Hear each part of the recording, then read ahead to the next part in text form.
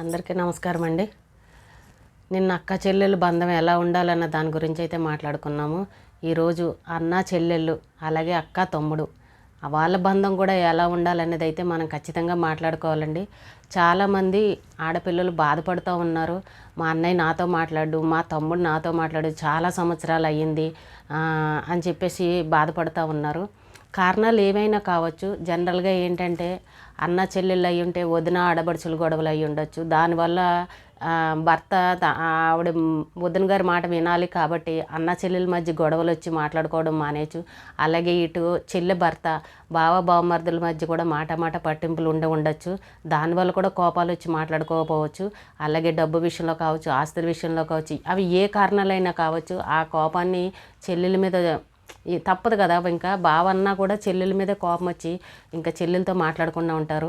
అలాగే అక్క తమ్ముడు కూడా ఆ మరదలకి వదిన గారికి పడకపోయి ఉండొచ్చు.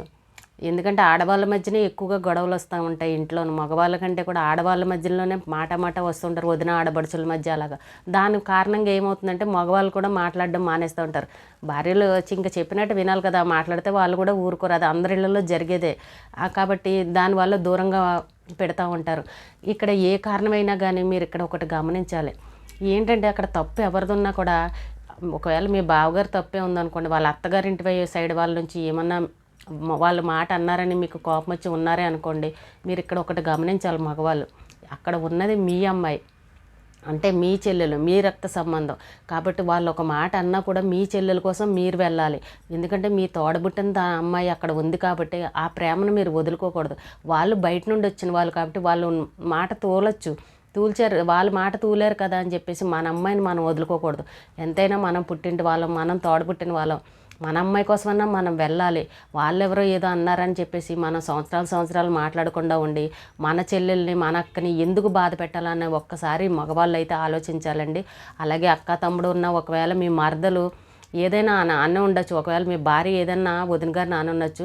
దానికి మీరు పట్టించుకుని ఆడవాళ్ళు ఏదో అనుకున్నారులే అని మీరు అక్కడితోటి అది వదిలేసి మీ అక్కని మీరు ప్రేమగా చూసుకోవాలి. తమ్ముడు కోసం చిన్నోడని చిన్నప్పటి నుంచి కలవరించి పెంచిన అక్కలు కూడా చాలామంది ఉంటారు. మా చిన్నోడని కొడుకులాగా తమ్ముడిని పెంచిన అక్కలు కూడా ఉంటారు. మరి వాళ్ళని కూడా మీరు ఆలోచించుకోవాలి కదా. వాళ్ళ మనసు ఎంత బాధపడుతుంది.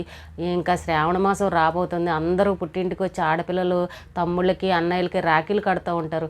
మరి మా పరిస్థితి ఏంటి? ఇలా సంవత్సరాలు కూడా మాట్లాడకుండా ఉండి మేము పుట్టింటికి దూరం అయిపోయి సొంత వాళ్ళని తోడబుట్టిన వాళ్ళతో మాట్లాడకుండా మానసికంగా ఎంత బాధపడుతున్నామని ప్రతి ఒక్కరూ చెప్తూ ఉన్నారండి. ఇప్పుడు రాఖీ పండుగ రాబోతుంది కాబట్టి ఇన్ని రోజులు జరిగిపోయిన విషయాలని కొంచెం పక్కన పెట్టేసి ఈసారి ఇప్పుడు రాబోతున్న రాఖీ పండుగకి వాళ్ళ ఇంటికి పిలవండి. అక్క రాఖీ పండుగ వస్తుంది, నువ్వు మా ఇంటికి రావాలని మీరు ముందుగానే ఒక 4 రోజుల ముందుగానే పిలవండి. ఇంకా వాళ్ళ ఆనందానికి అవధులైతే ఉండవు. నిజంగా ఎంత ఆనందపడతారంటే అంత ఆనందపడతారు. మీ భార్యలు ఒకవేళ ఏమన్నా అన్నా కూడా వాళ్ళకు కూడా ముందుగానే సర్ది చెప్పండి.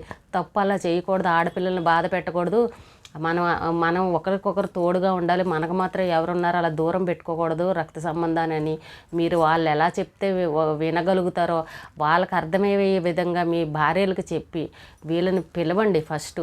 ఎందుకంటే మరీ మీరు అలా తోడబుట్టిన వాళ్ళని దూరం పెట్టేసుకుంటే ఇంకెవరితోనండి దగ్గరగా ఉండేది చెప్పండి. తోడబుట్టిన వాళ్ళు మళ్ళీ దొరుకుతారా మనకి ఎక్కడైనా? ఆ బంధం ఎక్కడైనా దొరుకుతుందా? దొరకదు కదా. మరి అలాంటి బంధాన్ని ఎందుకు దూరం చేసుకోవాలి? సాధారణంగా ఆడవాళ్ళు ఒకవేళ దెబ్బలాడుకున్న అక్క చెల్లెలు కానీ ఆ వదిన ఆడపడుచు కానీ కొన్ని రోజుల కన్నా కరిగిపోయి మాట్లాడుకుంటూ ఉంటారు. కానీ ఈ మగవాళ్ళకి కోపం వచ్చింది అని అంటే ఇంకా వాళ్ళ మనసులో ఉన్నది ఏది బయటకి చెప్పరు, వాళ్ళ కోపం ఏంటనేది చెప్పరు. కానీ సంవత్సరాలు మాట్లాడకుండా ఉంటారు. అది ఎంత బాధ అండి అసలు. నిజంగా ఆడపిల్లలకి వాళ్ళు మానసికంగా చెప్పుకోలేక ఎంతో బాధపడుతూ ఉంటారు. వాళ్ళ భర్తలు మంచివాళ్ళు కాకపోవచ్చు, కానీ వాళ్ళు మరి తప్పదు కదా, పెళ్లి చేసుకున్నారు, భర్త మాటే వినాలి. ఇంకా కాబట్టి మిమ్మల్ని దూరం పెట్టచ్చు కానీ వాళ్ళ భర్త దగ్గరే కదా వాళ్ళు ఉండవలసింది. కాబట్టి వాళ్ళ భర్తగా నువ్వు సపోర్ట్ చేసావు, మీ ఆయన ఇలాగంటే నువ్వు మీ ఆయన మాట ఇచ్చుకుని నువ్వు మీ ఆయన మాట మాట్లాడావని ఈమెను దూరం పెట్టడం కరెక్ట్ కాదు కదా. భర్త ఒక్కొక్కరు ఒక్కో మనస్తత్వం ఉంటారు. భర్త మంచివాడు కాకపోవచ్చు, కానీ చెల్లెలు ఏం చేసిందండి? పాప మా అమ్మాయిని ఏం అనడానికి లేదు కదా, పెళ్లి చేసుకున్నాక అక్కడే కదా అమ్మాయి ఉండాలి. మరి ఉన్నప్పుడు భర్త మాటే కదా వినాలి, అత్తమామ మాటే కదా వినాలి. దాన్ని మీరు అర్థం చేసుకోవాలి కదా. ఎందుకు అలా అన్నారు ఇలా అన్నారని లేకపోతే డబ్బుల విషయాల్లో కానీ ఇంకోటి కానీ ఆస్తుల విషయాల్లో కానీ పాపం వాళ్ళని దూరం పెట్టడం ఎంతవరకు కరెక్ట్ అండి? రాఖీ పండుగ మీ ఇంటికి పిలిచి ఒక చీర పెట్టి భోజనం పెట్టి పంపించండి. వాళ్ళు ఎంత సంతోషపడతారు, నాకు మా అన్నయ్య ఉన్నాడు, నాకు మా తమ్ముడు ఉన్నాడని ఎంత ఆనందపడతారండి వాళ్ళు. అదే కదండి, ఎవరైనా ఆడపిల్లలు కోరుకునేది, పుట్టింటే వాళ్ళు పిలిచేది అదే కదా. అమ్మ నాన్న ఉంటే మంచిదే, అమ్మ నాన్న పిలుస్తారు. ఒకవేళ అమ్మ నాన్న లేని వాళ్ళు కూడా ఉండవచ్చు కదా. అమ్మలన్న లేనప్పుడు అన్నయ్య తమ్ముడే కదండి వాళ్ళకి పుట్టింటి వాళ్ళు అనేది మీరే కదా. మరి మీరు అయినప్పుడు మీరు పిలిచి అప్పుడప్పుడు ప్రతి పండగకి పిలవలేకపోయినా ఇలా రాఖీ పండుగ అనే సందర్భం వచ్చినప్పుడు అందరు ఆడపిల్లలాగానే వాళ్ళని పిలిస్తే ఎంత బాగుంటుందండి. ఇప్పుడు మీ భార్యలు ఉంటారు, మీ భార్యలు కూడా వాళ్ళ పుట్టింటికి వెళ్ళి వాళ్ళ తమ్ముళ్ళకి వాళ్ళ అన్నయ్యలకి వాళ్ళు వెళ్ళి రాఖీలు కట్టి వస్తూ ఉంటారు.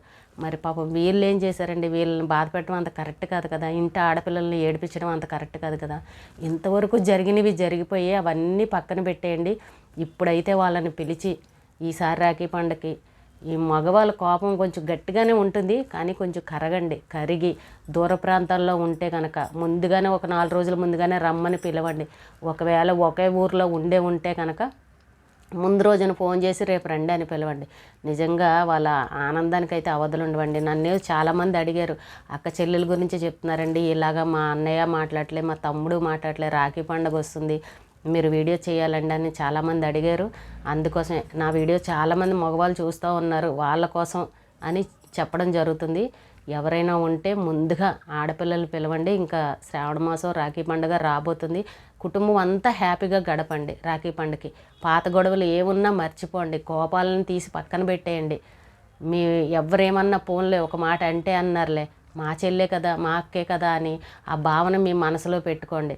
మీ భార్యలకు కూడా చెప్పండి, అయ్యో తప్పు వాళ్ళని అలా అనకూడదు, నువ్వు మీ పుట్టింటికి ఎలా వెళ్తున్నావో వాళ్ళు వాళ్ళ పుట్టింటికి రావాలి కదా అనే ఆలోచన వాళ్ళకి వచ్చే విధంగా చెప్పండి. లేదంటే ఈ వీడియో షేర్ చేసి చూపించండి.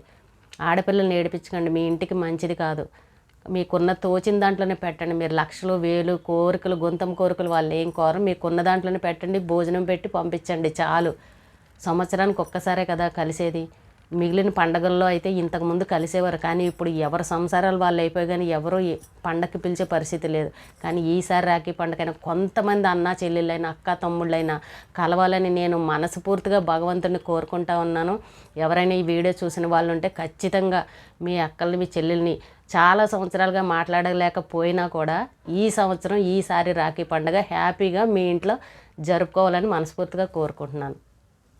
ఈ రోజుకి ఇదేనండి వీడియో. రేపు మళ్ళీ ఒక మంచి వీడియోతో మళ్ళీ కలుద్దాం.